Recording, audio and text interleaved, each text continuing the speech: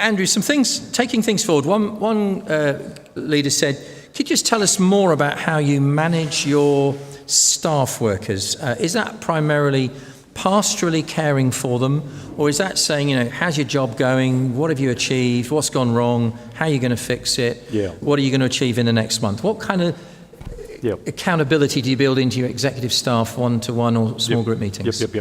Okay, so you've got to be realistic about who you can meet with and how often. That's a reality.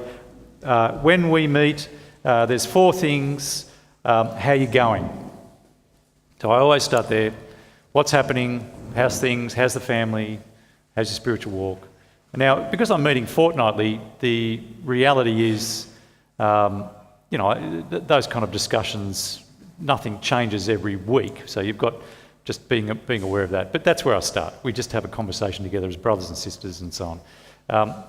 The second one is, have you got any things you want to raise with me? The third one is, let's work on your strategic plan and operational stuff and see where you're at. So what we try and do with all the guys is have a job description that has a strategic set of strategic priorities they're working on and operational things they continue to work through. And so my aim in that chunk of time is to see where they're tracking on all of that. Are there any blockages? Can I help you with what's happening? And then finally we pray together. So that's the nature of it. You got it? 4 things. Now, volunteers, I do that less, I do that more touchy-feely, do you see? So I've been working with a bunch of guys a long time. It's just, let's get down to business. How you doing? I'm doing well. Phew, got that out of the way. All right, let's look to business. So it's kind of, you work out who you're working with. Whereas some I spend more time because there are pastoral issues and I want to work on them further. What I do is with each of my key staff, the senior staff, and for you it'd be the key volunteers, let's say, your eldership guys or whoever they are, I actually keep a list of their names on a piece of software. It's Things or something like this. And so I was concerned about so I put it on that document.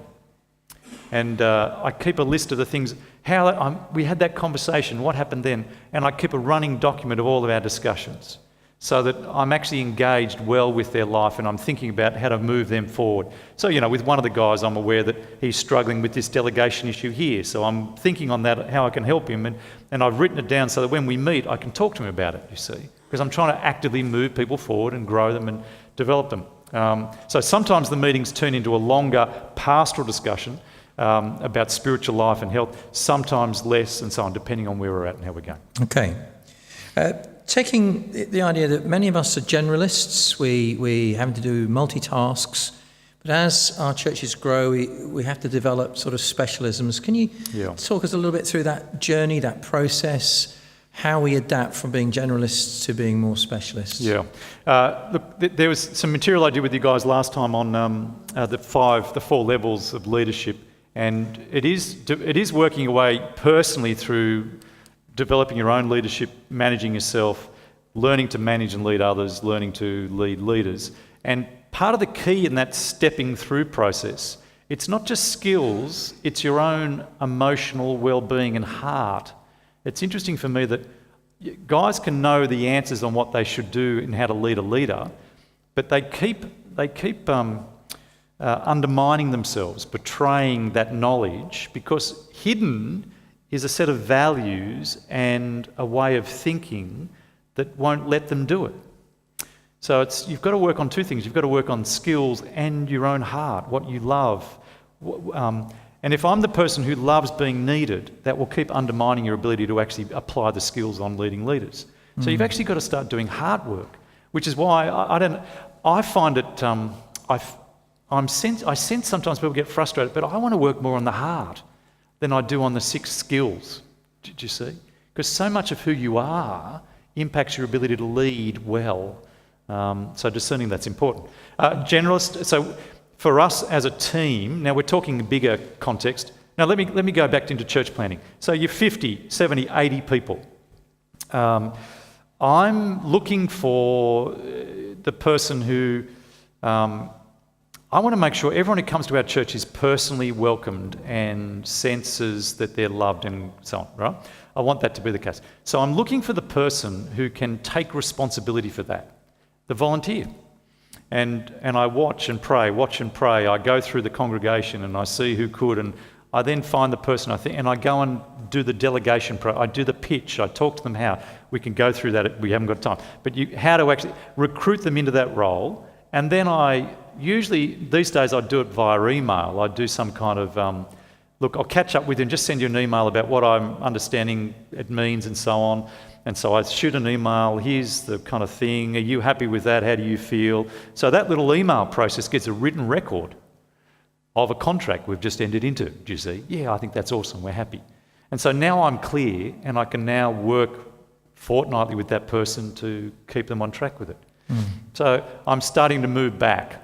And then as I'm starting to clump, person who welcomes at the door, the person who follows up afterwards, the person who's come new, the person who's running some community things to get us. As I'm starting to see a few people like that, I'm clumping them together under someone else. So I'm starting to build a leader who's running teams, do you see? And stepping back further. But that's the ongoing process. But if you haven't got the sense of where you're going, you won't work that process well. You'll end up with people all over the place. And you yourself will try and spread yourself too thin. And you'll be running crazy. And realistically, for most of us in pastoral ministry, your preaching takes up 12 hours a week, 15 hours a week, let's say. You've got responding to pastoral needs that takes up another chunk of time. You've got running, perhaps chairing a meeting here and there. You've got the funeral. And so really you've only got about half a dozen hours discretionary to work on the structures of church life. And you've got to actually take responsibility for your diaries to put that time in and work it. So taking charge of your diaries is critical in this. Just tell us a little bit about, many of us would feel, we fall into that sort of, if you like, sacred secular bit, and this is not sacred, this is secular, it's running an organisation. And we feel like, well, if I have to. Can you get it? You told us, get us more out. We need to get out of that, don't we? Yeah, we need to get out of that. You've got to remember the Luther critique of the sacred secular thing is in the context of a priestcraft. You've got to understand the context where all that discussion happened. That's not quite our context today. No. Now, the thing that helps me constantly is that if I get this, I mentioned it earlier, if I get this church organisation running well, I'll reach more people. I can preach up a storm, but the building's empty, do you see? But if I can mobilise more and more people to join me in the task, I'll get more in the building to hear the gospel. So that's what energises me to pay attention to it. Yeah. You talked about measurables, numbers, metrics. Just talk us a little bit about how we need to, what's an appropriate scale? Like you mentioned, we would love to have one a week. Who's the man? See, this is delegation. Who's the man who makes that work? How do I get that up there? Anybody know? Anybody who's got the gizmo? Oh, look at that. Okay. I think, there it is. So you can't see that, but let me read it to you. In one sense, I just want to show you we have it. We call this a dashboard. Now in accounting, you have the classic dashboard of the three things. What is it? P&L, cash flow, and balance sheet. So there's your dashboard on how you're doing financially. Every one of you has don't you? Financially, you have that information. You count. You keep a record of how you're going. Yes? Well, I think more important than your finances is your people. So I want to know what's going on. And so we have this, what we call a dashboard. And so we measure, quickly, now, I'll tell you the smaller church experience in a moment. But, we measure everyone who comes to church.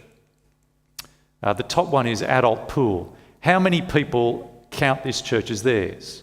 Then we've got the coming down, attendance, moving averages, morning, kids, ministry. How many people are in formal ministries? What's the giving? How many are new into church this week, this year, this term? How many people went through startup? How many went through our evangelistic course? How many completed it? How many converts? There's our quick dashboard. And now I look at that every month. I have that presented. So I can track what's going on in church. Now, when we were smaller, when we were 50, 60, 70, I did it in my head. Though I did keep numbers attendance. So numbers attendance, numbers in growth groups, numbers converted. There were some key measures I just kept tracking. Why? Because I want to know what's happening.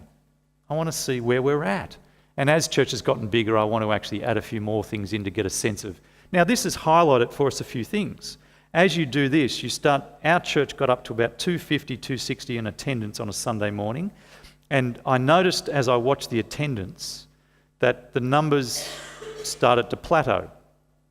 Now, I wouldn't have discerned that just week in, week out because, there's a crowd of people here, it's all looking wonderful and so on. But I noticed the numbers plateaued.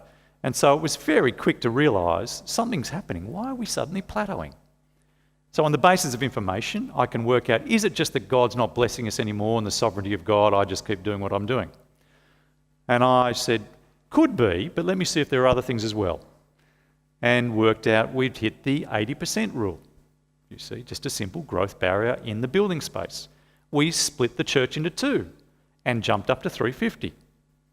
And I kept tracking the number. You just got to watch what's happening. The other thing we've noticed is with kids, we count the kids versus adults, and you can see what's happening with your families. Are you growing more in older people or amongst young families?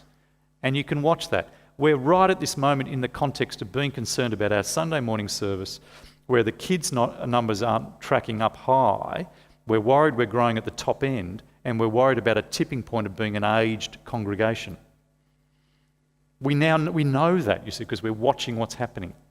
And so we're mobilising resource into paying attention to reaching young families more than we have.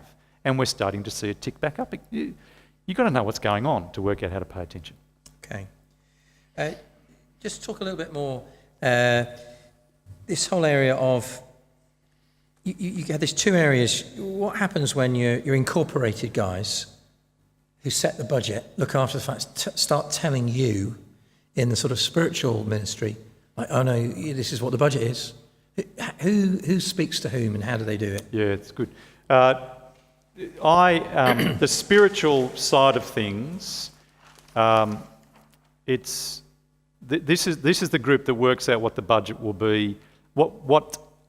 This is the group that works out where the money's spent. This is the group that works out what total money you'll have to spend. All right? So I come to them, we talk about what we want to see happen.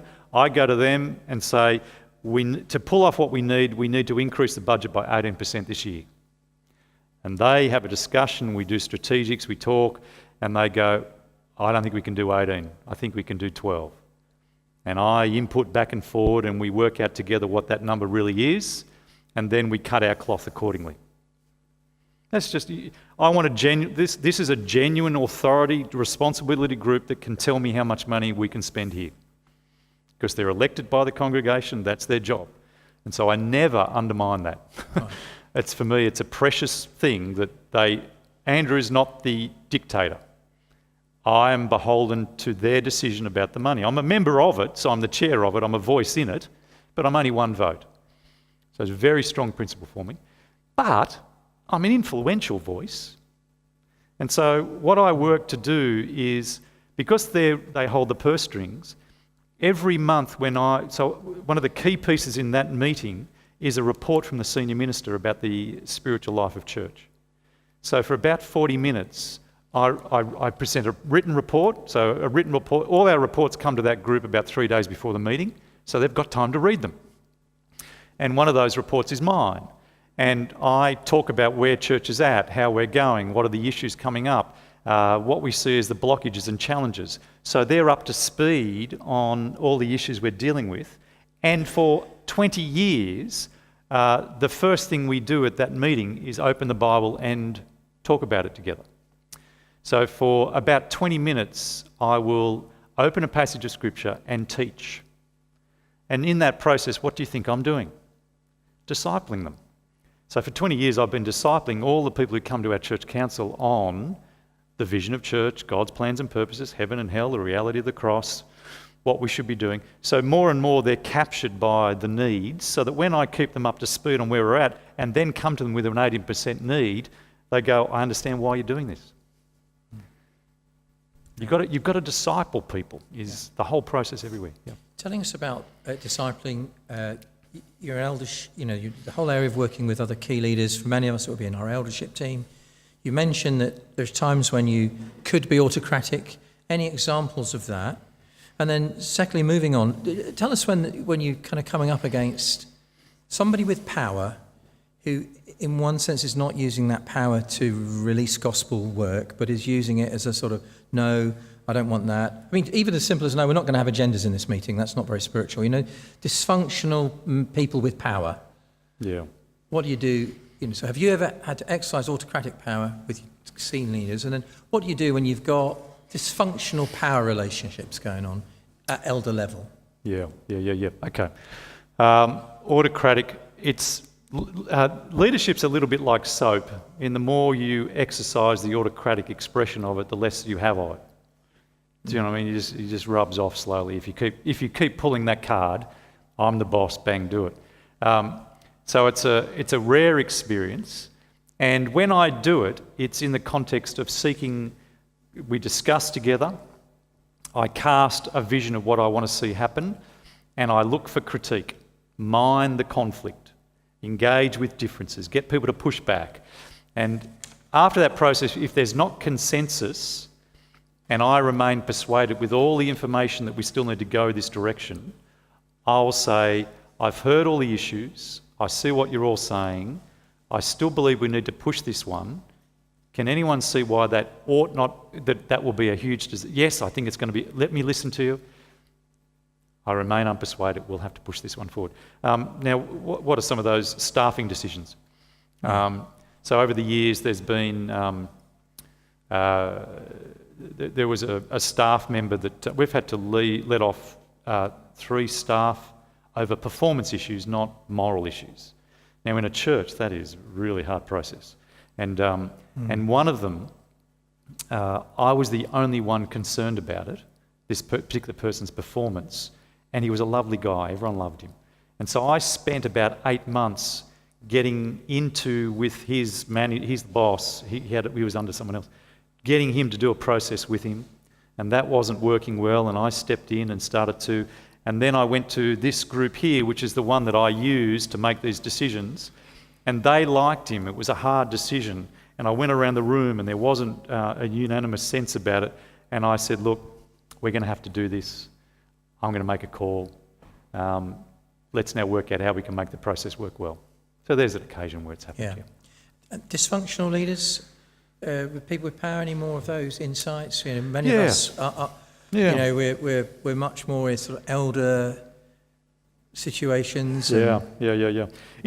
Early on in church, the group that formed as this body here were Arminian, they were devotional, they were emotionalist. They didn't believe in a large church, they believed in small church. They thought churches ought never have more than one staff.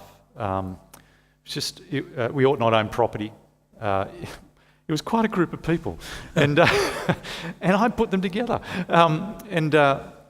And what I used to have these fights all the time at these meetings, and it took me some years. I was only 30 when all of this happened. And it took me some years to realise, which is just to actually affirm the way you've couched the question, it took me some years to realise that the pushback wasn't because I was wrong, it was because people had their own power struggles going on. And that was a huge liberation for me, because I thought naively that if I was rational and clear and expressed it with enough clarity about it all, everyone would see the sense of it and agree. But it took me a while to realise that people don't come to these meetings always interested in the right decision. A lot of people come to these meetings wanting to be powerful. And one of the difficulties of this body becoming the whole body is that you unbeknownst to you, if someone comes onto that team, they tend to think of themselves as now the empowered leader over church.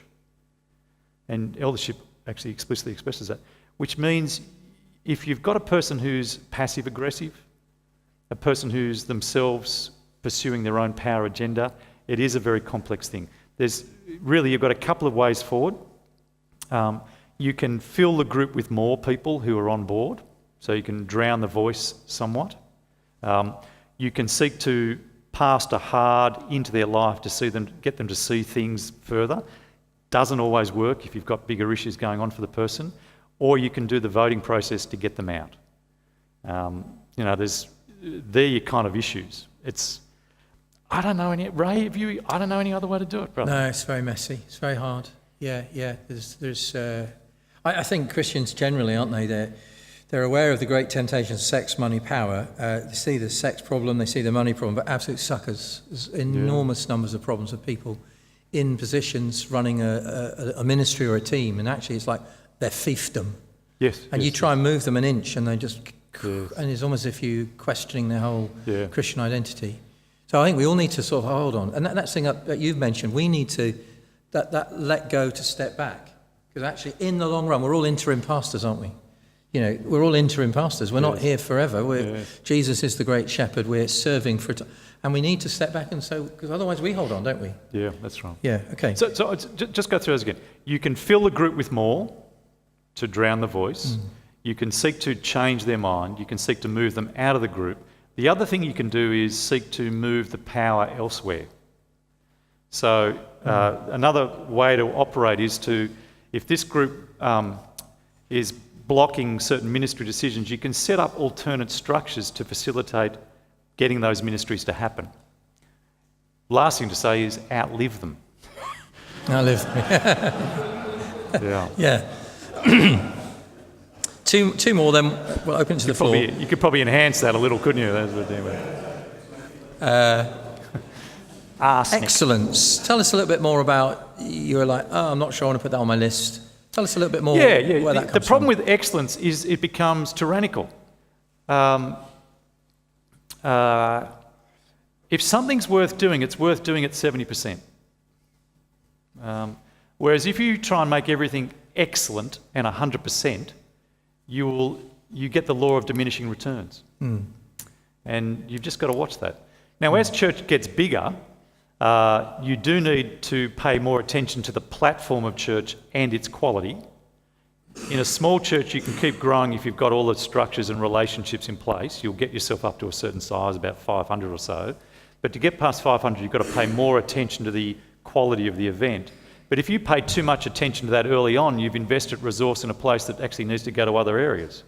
So it's a real danger in all organisations, but churches especially, that you've got to don't work out which things you're going to pursue the 90%, the 80%, the 100%, and don't try and make them all 100% because they'll absorb too much resource.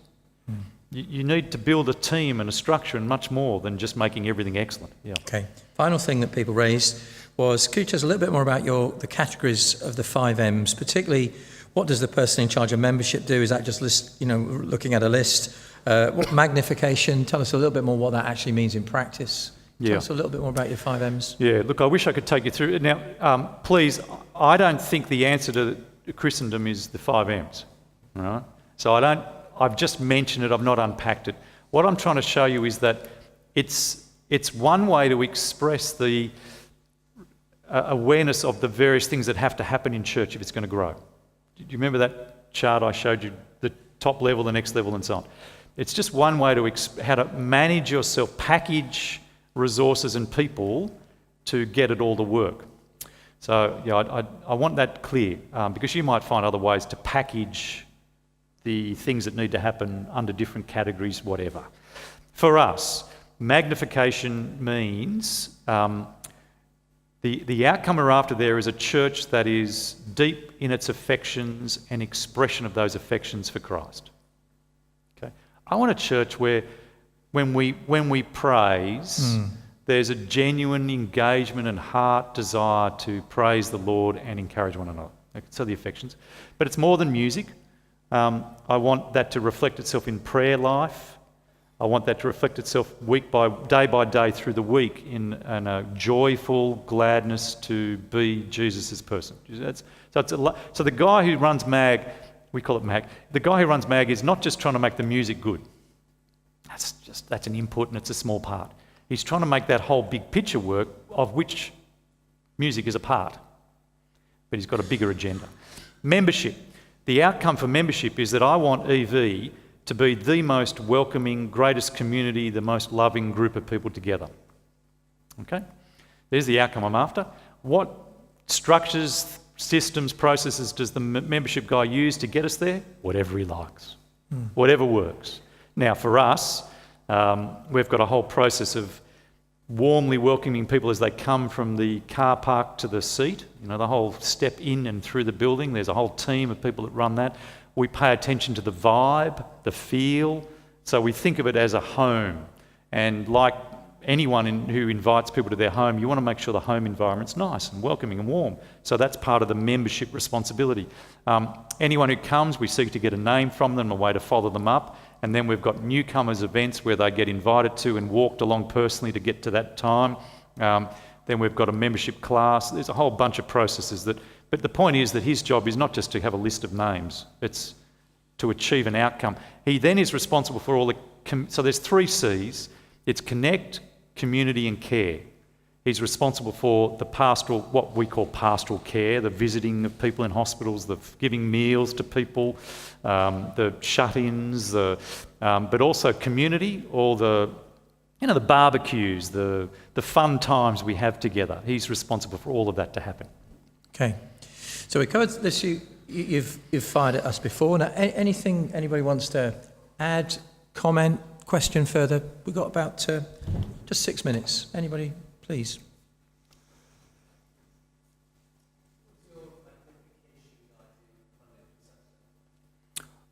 Look, he listens to music and goes for a surf.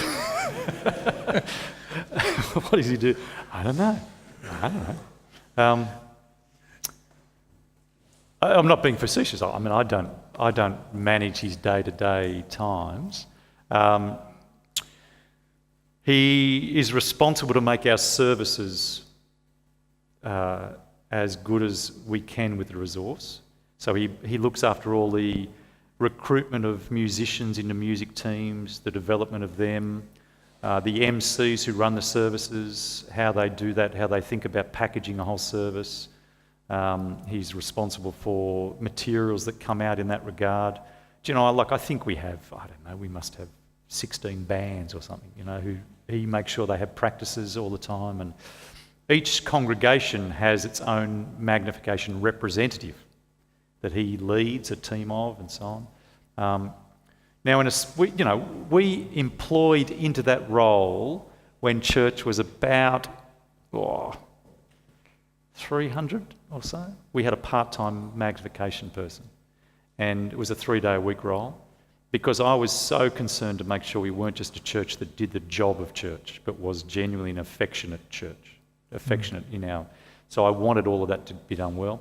And as church has grown, obviously the role's grown bigger. Does that help you? Yep. Now, we run a conference now called Team Pastoring, an annual conference, and this year it's majoring on magnification.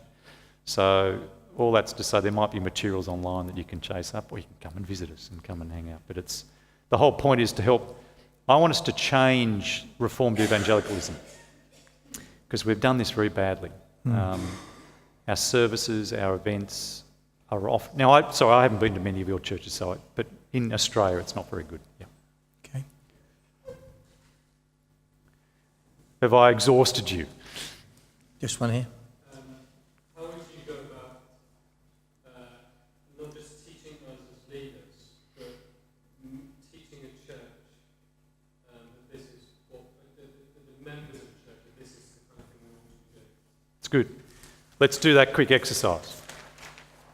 What you do is what things would help a church recognise we need to do this stuff? Quickly, throw them out. What things would help a church catch this?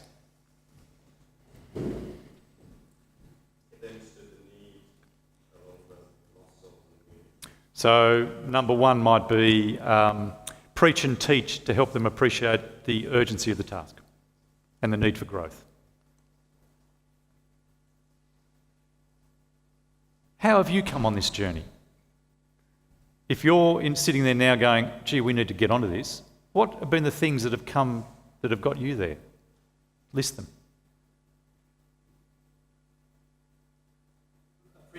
Being on staff and appreciating the complexity of church life in a way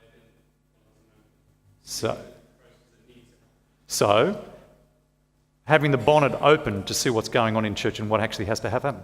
Number 2. We preach through Acts 6 in a lot of detail. Showing from the Bible that organisation's not the enemy. We've got converts to tell their stories so that people, videoed them, and so people could access. So these are how people becoming Christians. Somebody befriended me, invited me to. So we begin to build Show the story real of the process. stories. Yeah. Go to a conference where you hear about some apologetic for it all. Read a book that helps. You start to list all the different. It's not just one thing. It'll be a dozen things that have helped you come through a journey of going, gee, we've got to get onto this. Do a cost benefit. Which of those things would be easy to roll out in church to help them catch it as well? Do them all. Do which ones are cheap. So, if one of them is to get the bonnet open, start inviting people to have the bonnet open. If there's materials that you found helpful, it's never just one thing that achieves these outcomes. Last question, and we'll finish. Yeah.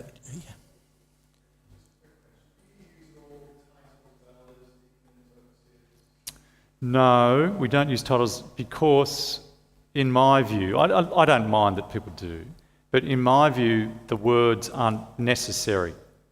It's not the measure of biblical church that you use the word elder, overseer, or deacon. Some churches in the New Testament didn't have deacons, and there's other words used in the New Testament for elder, overseer. So the word itself is not sacrosanct. I think what's more important is the function they perform, and so we make sure the function is exercised. And the other reason I'm reluctant to use the language is because so many people in the Australian context come with baggage about those words.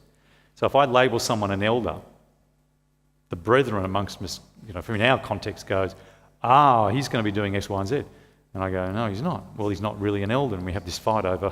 I just have avoided all of that by not using the language. Now, I'm not against it. That's in our context. Can I just make another quick comment, if I can indulge me for a moment? Someone asked me about our maturity work, and I do want to. So we didn't touch the maturity M. I want to make one of the things we've worked hard at is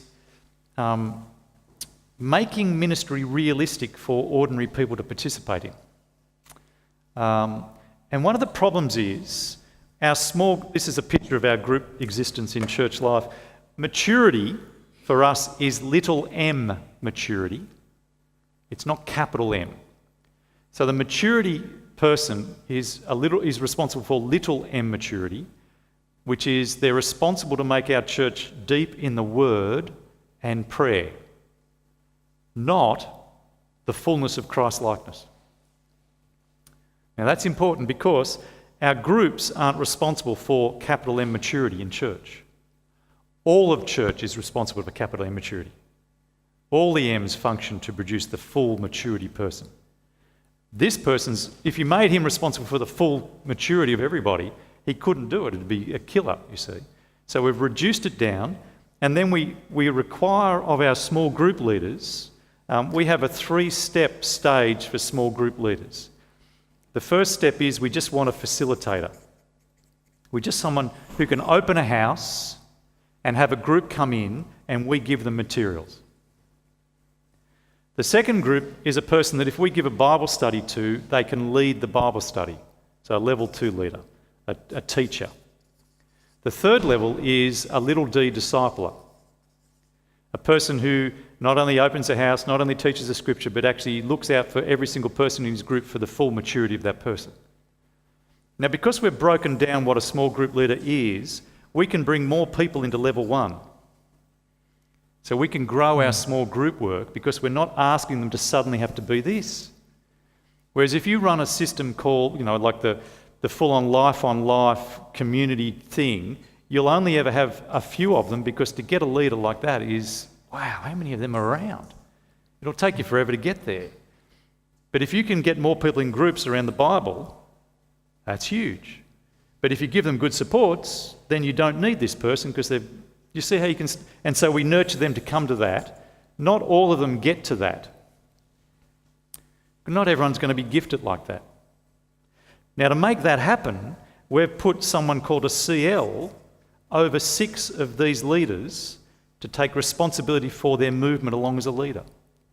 And then in our case, we've got a bunch of CLs and we've got a staff member over a bunch and a staff, and so on. But my point is, we've paid attention to the realities of where we are and how we can grow our system and keep people in the Bible and Word, and we've not asked everyone to suddenly jump to be this super Christian.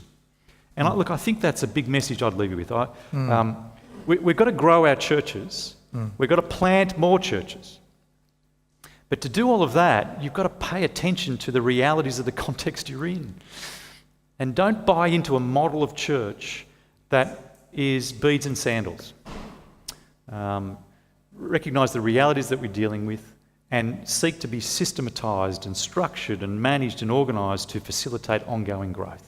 There you go, so we can reach the world, is my final word. Thank you, Andrew.